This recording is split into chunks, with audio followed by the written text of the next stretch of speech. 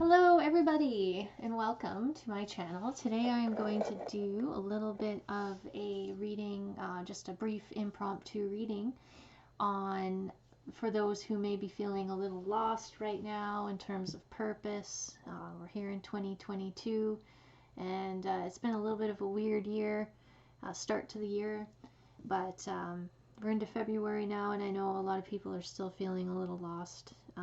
Wondering maybe what their purpose might be this year, be it in career or relationships.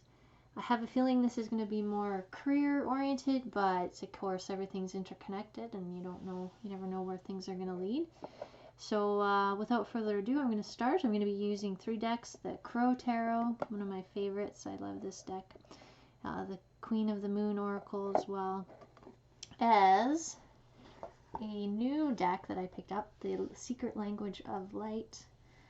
And I had a rather interesting meditation a few days ago where I was, I think, introduced to a new spirit guide, and I felt after that experience kind of called to a deck of this deck and another one. I just think it has a very high vibrational frequency, and kind of like where it's going with it's a very light and airy deck. Anyways, not describing my feelings very well on that deck, but yes, felt very drawn to it, to its lightness, its feeling, and more about the spirit guide. It was very interesting. It was a protective spirit guide that I came in contact with that I had never met before, and yeah, it was quite a profound experience. I know many of you maybe can relate to experience like that. Meditation can be a powerful thing. I'm going to start with the Crow Tarot. I'm going to draw five cards, and let's see what we get. So this is about purpose, finding your purpose for the new year 2022, what that might be, questions surrounding that. What is our listeners' purpose? Or what kind of advice can you give to our listeners about finding their purpose is a better way of phrasing that, I believe. And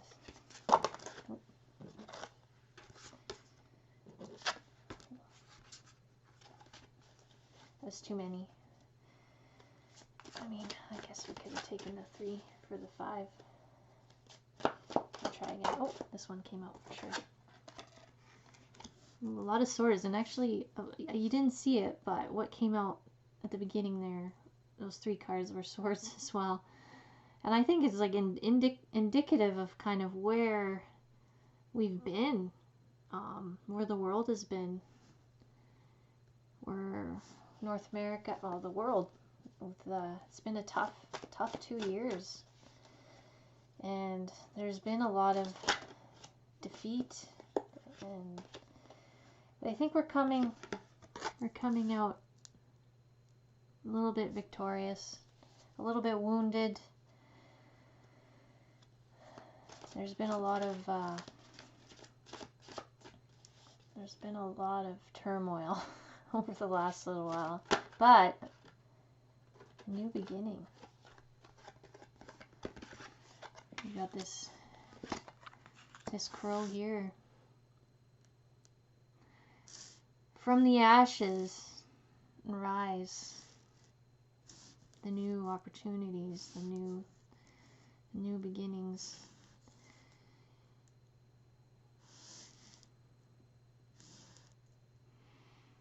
And the sun comes out.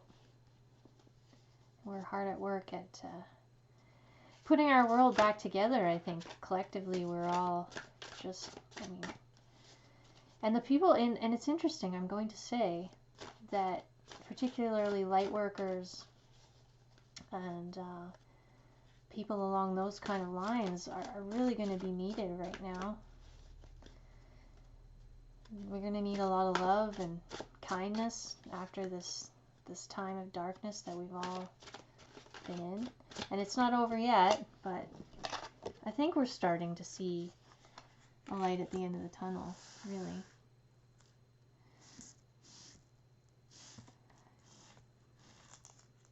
Yeah, we're starting to... We've got to plant those seeds, and I think right here what I'm seeing at the end is... This is the Five of Pentacles. So I kind of take that as a couple meanings. I feel that right now we're planting seeds that are going to be yielding something quite wonderful in our future, both collectively and maybe you as an individual. You might be in a time where you're planting seeds right now in the hopes that something will grow. Also with the Five of Pentacles here, and I guess I'm switching all the way to the end here, but I was really drawn to this Five of Pentacles, and I want to read about it.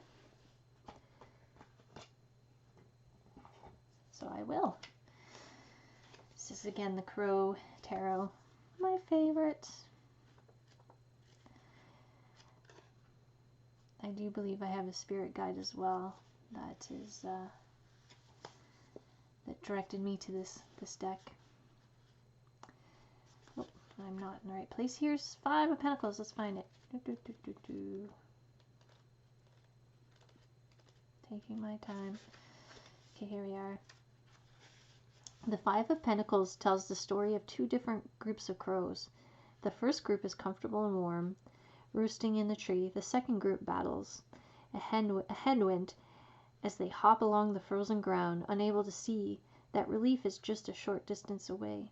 The crows on the ground may have lost everything, but they take comfort in the fact that they still have each other. This card serves as a reminder that even when all appears lost, there are still opportunities if we look for them. It also serves as a reminder to feed your spirit by focusing less on materialism and more on relationships. So, and of course this is the Five of Pentacles. Is right. Not really realizing that there's opportunity. Normally the Five of Pentacles is the card where the couple is out in the cold, freezing, and inside it's nice and warm. Not really realizing that they can go inside and warm up.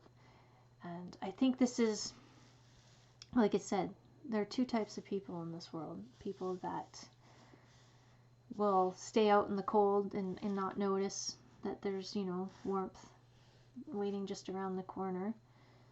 It's almost like a perception, right? Like, yes, we all come across bad times or come upon bad times, but often when we look in the right direction, we see support or we see opportunity where we might not have looked. Like these guys, they're not looking up, they're not seeing all the opportunity. And I think after this situation of struggle and pain and just what the world's been through, there's going to be new opportunities to be found. But you need to look in the right direction. And you need to change your perspective maybe a little bit. Stop looking down. Look up every once in a while. And yeah, I think that is probably some great advice for those of you trying to find your direction and where you are meant to go next. I'm also going to read here the Two of Wands, the middle card. I see two crows with wands, and the Two of Wands, we all know what it means, but I like to read this description because it is just really well said. Says it better than I can.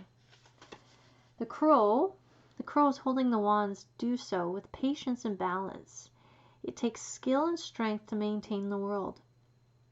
When the wands come together, they create a spark that sets an idea in motion, one that has the power to create a path to success. These birds bring opportunities for travel as well as the need to make life-changing decisions. Each journey offers the possibility of a new experience.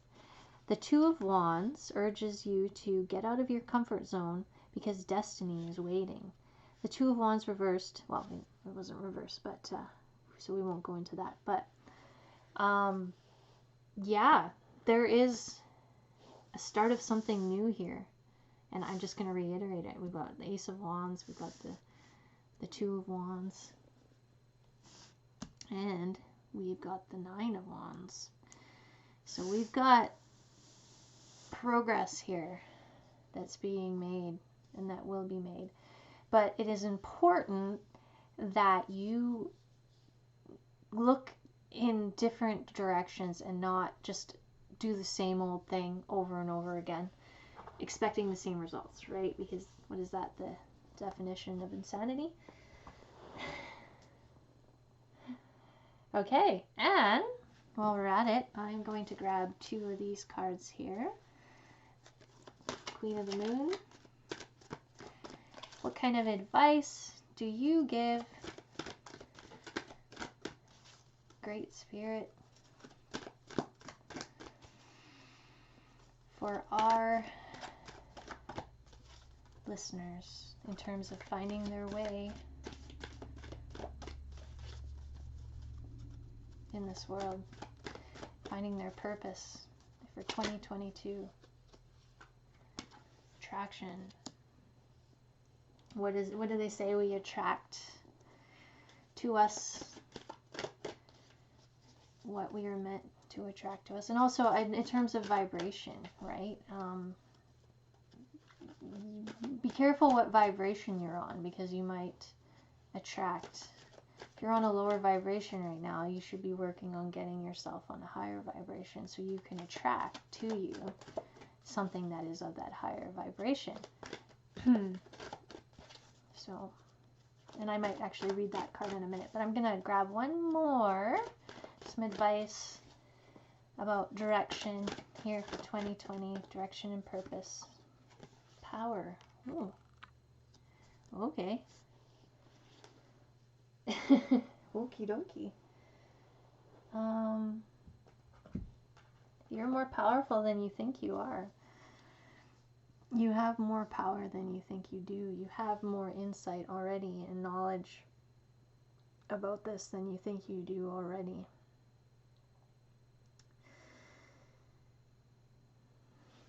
I am going to read attraction here, number 44. Supermoon. You can be magnetic to others and attract the good things in your life. You can repel what you no longer wish to attract. Be ready for opportunity. Avoid extremes that might cause negative imbalance in your body or mind. Think of connections greater than yourself. I can attract what I wish and repel what I do not. A supermoon is a full moon that is the closest distance from the earth in its revolutions. It is also referred to as perigee moon. Perigee or perigee moon. The supermoon looks huge in the sky, and being so close to the earth, it influences the oceans more than usual, causing more extreme tides that are normal. These changes in gravity and force are certainly noticeable, and for most people who follow the cycles of the moon and do magical workings aligned with them, it is the energy of supermoons that is most important. If a normal full moon gives us an opportunity to have rocket power under our intentions, a supermoon greatly magnifies this energy into a supernova. We're talking about power again. If we're growing, we all want to attract experiences into our lives. This can be positive relationships, a lifestyle that suits us better, clarity, love, prosperity, creativity. The list goes on. Equally, we also perhaps wish to be able to repel the experiences we don't want. It's important then to not just know what we want, but be able to recognize what we don't. So that's a very interesting concept. And, you know, I've been actually listening to a lot of Jordan Peterson these days, and he talks about mapping your future.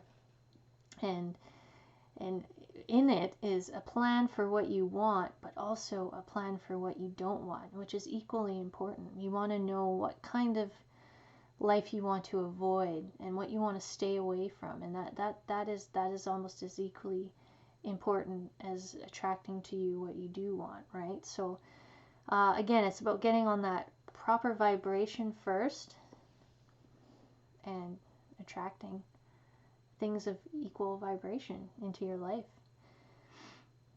And there's power in that. So that's that. I'm going to do the one last card here from the Secret Language of Light. And then we're going to go on our merry way. But these are great. New deck. So some of the cards are still sticking together. But we will see if we get something. Advice for people trying to find their way in 2022.